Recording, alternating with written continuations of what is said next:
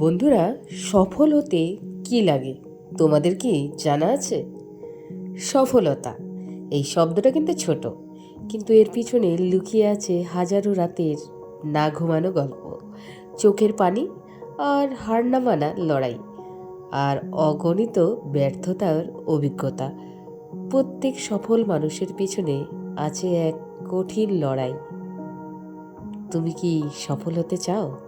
তাহলে আজকের এই ভিডিওটি তোমরা শেষ পর্যন্ত ধৈর্য সহকারে দেখবে।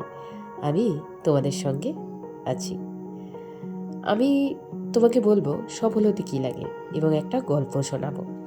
একজন ছেলে যে শুরু করেছিল শূন্য থেকে, আর একদিন হয়ে উঠেছিল লক্ষ মানুষের অনুপ্রেরণা।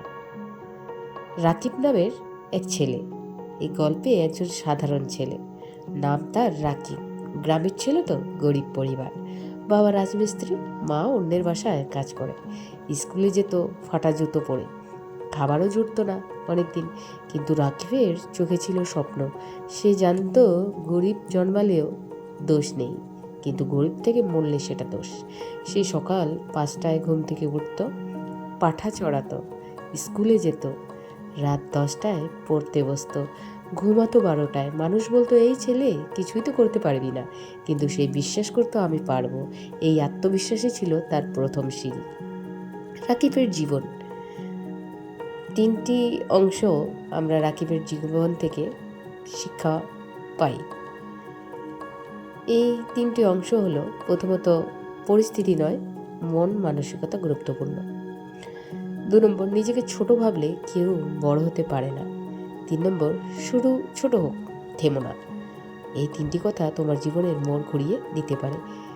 তুমি যদি আজ দরিদ্র, ব্যর্থতা, অপমান, হতাশার মধ্যে দিয়ে যাও, তাহলে জেনে রাখো তুমি রাকিব হতে পারো।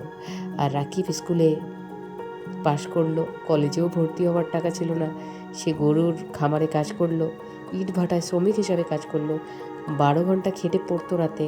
যখন তার বন্ধুরা পার্টি করতো, রাকিব তখন জুতো পালিশ করতো। সবাই বলতো তুই এত কষ্ট করে কি পাবি? সে বলতো আমি স্বপ্ন দেখি, আমি থামবো না। এখানেই রাকিবের সফলতার বীজ রোপণ হয়। সফল হতে কী লাগে? স্বপ্ন, কঠোর পরিশ্রম, ধারাবাহিকতা, আর নিজেকে ছোট না ভাবার সাহস। রাকিব প্রথম যে বিভিন্ন কষ্ট সহ্য করেও সে কিন্তু নিজের গন্তব্যে পৌঁছেছিল, কারণ তার স্বপ্নটি বড় ছিল। বছর কেটে গেল, রাকিব একটা বৃত্তি পেল, কলেজ পাশ করলো, ভালো রেজাল্ট, চাকরি পেলো একটা বড় কোম্পানিতে। তার মাসিক বেতন হলো 40,000 টাকা। সে তার বাবার জন্য একটা বাইসাইকেল কিনলো, মার জন্য একটা নতুন শাড়ি।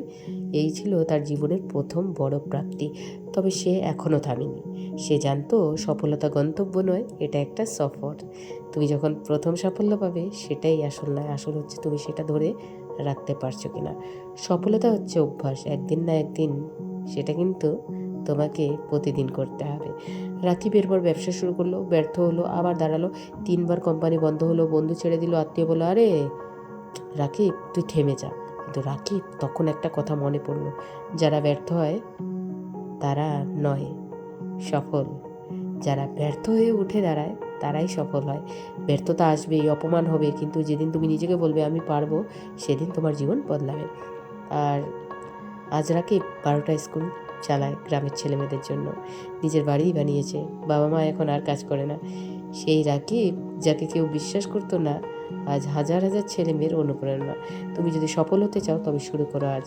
কারো অপমানকে শক্তিতে পরিণত করো, হতাশা থেকে আত্মবিশ্বাস বানাও, সময় অপচয় বন্ধ করো, প্রতিদিন 1% ভালো হও, সফলতা নিশ্চিত।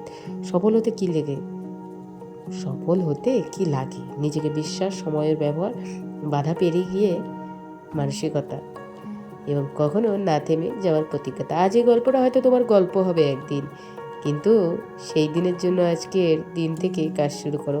সফল হও, কারণ তুমি তারই যোগ্য। তো বন্ধুরা, যারা সবসময় ভাবো সফল হতে কি লাগে বা আমি সফল কিভাবে হব, তাহলে তাদেরকে বলবো অদম্য জেদ, অদম্য জেদ আর স্বপ্ন দেখতে শেখো। শেখো স্বপ্নকে ঘুমিয়ে না দেখে, স্বপ্নকে সত্যি করা, বাস্তব করা, আর প্রচুর পরিশ্রম করো। পরিশ্রম কিন্তু কোনো দিন বিফলে যায় না।